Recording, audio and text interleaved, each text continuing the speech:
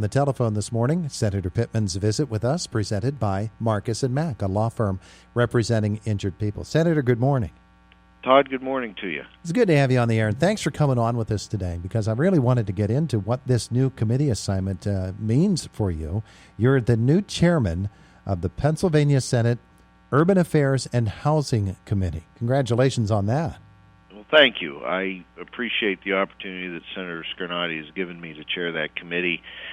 We just recently had a special election for a Senate seat out east, and that had caused a shuffle of sorts within committee assignments. And so this committee became available, and as I said in the press release, it does have some relevance to our communities, particularly as it relates to our efforts to fight blight, which I think is a very, very important issue in all of our communities, large and small. Yeah, well, let's get into, first of all, how it is that you come to an appointment to this. And take us behind the scenes, if you would. Is this something you pursue, or somebody comes to you, or how does that all work? Well, the President Pro Tem is the presiding officer who makes the decisions on committee assignments. And so he works with the members, there's 29 members of the caucus, to develop committee appointments. And it just was a simple matter of a new member coming into the caucus, which required other committee slots to be filled. There was a vacancy in the state government committee for the chairmanship, and so it was a bit of a domino that occurred. It's unusual for this to happen in mid-session. Typically, this occurs every 2 years when we reconstitute after an election. Mm-hmm. So it was a unique opportunity, and one that I'm just very thankful for, and I appreciate Senator Scarnati giving me the appointment.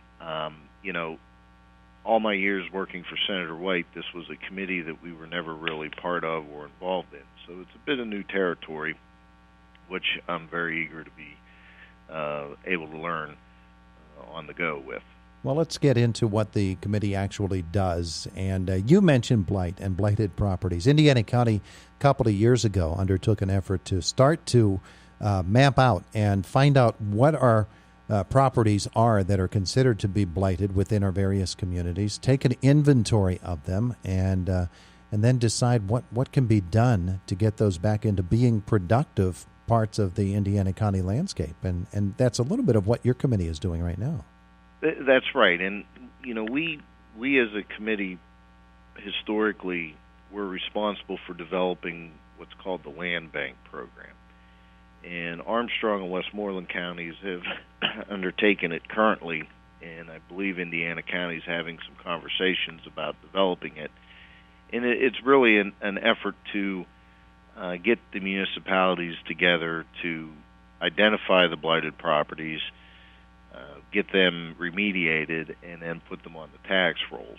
And what will happen is that a blighted piece of property is paying no property taxes at this point. And that's a big reason why they become condemned. What the municipalities will agree to do is to set aside a portion of the new tax revenue to go into the program and keep it continuing. Mm-hmm. And so it's a way of helping the municipalities get additional tax revenue, but also generating the dollars needed to keep going and continue to remediate. I know, for example, again in Armstrong County, they just remediated a couple properties in Apollo. They've done the same in Katanning. They even tore down the remnants of the Shannock High School in Roll Valley. Those are all examples of how that program's developed. Are there current pieces of legislation dealing with blight before the committee right now? There are a couple bills. Senator DeSanto, who represents the city of Harrisburg, has been looking at a few things to make the process for condemnation more transparent and more readily available. This is not an issue that's unique to our district. It's a statewide concern. I also talked with Senator Argyle from Schuylkill County, who really, when he was chair of the Urban Affairs and Housing Committee, took the initiative to get the land bank going. So I'm hoping that we can move a few bills through the committee that will make that process even more efficient. The other piece of this committee deals a lot with senior housing efforts. The Pennsylvania Housing Finance Authority comes under the jurisdiction of this committee, and so that'll give me opportunity to work with them to develop plans for proper senior living housing in particular. Yeah, one of the things I note about bills that are currently before the committee, and this is the case with many committees, is some of the bills that must be acted upon are simply updates of bills that have been in place for decades, some of them going back to the 1940s and 50s, and it's a whole different world today than it was then. It's a whole different world now than it was 5 years ago, let alone 50 or 60 years ago. And maybe bills don't keep up or laws don't keep up with the current housing needs and situations, and certainly with the changing demographics. Well, you're right. I mean, when we pass a law and the law's on the books, those words are on that piece of paper until it's changed. And it may well be that the times have changed, technology has changed, and processes have changed, but until we update the laws, that's what's on the books. And so a lot of this is about making sure we have an accurate process in place, an up-to-date process that keeps up with the times, if you will. Yeah. One of the things that I note, Senator Costa has a bill, a resolution directing that the Legislative Budget and Finance Committee conduct a study, initial report on the impact of housing on health in the Commonwealth of Pennsylvania. That would seem to be a pretty important piece of legislation as well. Yeah, and that gets into a number of issues in terms of quality construction and use of materials that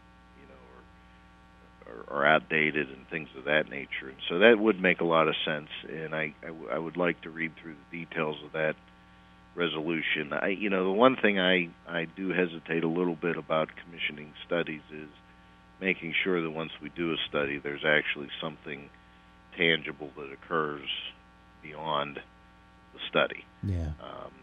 And so I'll be talking with Senator Costa about that to see if it's something we can perhaps pursue. Yeah, as with any piece of legislation, and particularly when you're conducting studies, and there has to be a goal in mind. Determine right. If something is impacting in the way that it's supposed to be doing so, and if other action needs to be done. So what else happens in Harrisburg today for you? What's the schedule look like? Well, we're in about 45 minutes. We're getting a briefing from the Independent Fiscal Office. The Appropriations Committee will be getting an update on the revenue projections for the rest of this fiscal year as well as the year ahead. As you know, we're a week away from the governor announcing his budget, and as with any budget, the dollars available will dictate what happens with it. So that'll be occurring here shortly, and then at 1 o'clock we have our formal session. So yeah. And then there's a few other meetings, committee meetings, and things sprinkled in between. So busy day in Harrisburg for this legislature as a whole, for you as well. And then tomorrow morning, the Penvest Board will be meeting at 10:30, and there'll be a significant project award for Indiana County. Oh, good. Assuming the meeting doesn't get postponed or delayed. So I have to defer on making anything formal, but watch your inbox at about 10:31. We'll be putting out a statement on that project. 10:31 today or tomorrow? Tomorrow. Okay. You don't want to give me a hint, huh? Well, let's just say we need some public water lines run through northern Indiana County. And okay. I think help's on the way. Well, thanks for saying that much, and we'll look forward to that tomorrow. Meantime, have yourself a great day. Thanks for taking some time to join us here this morning.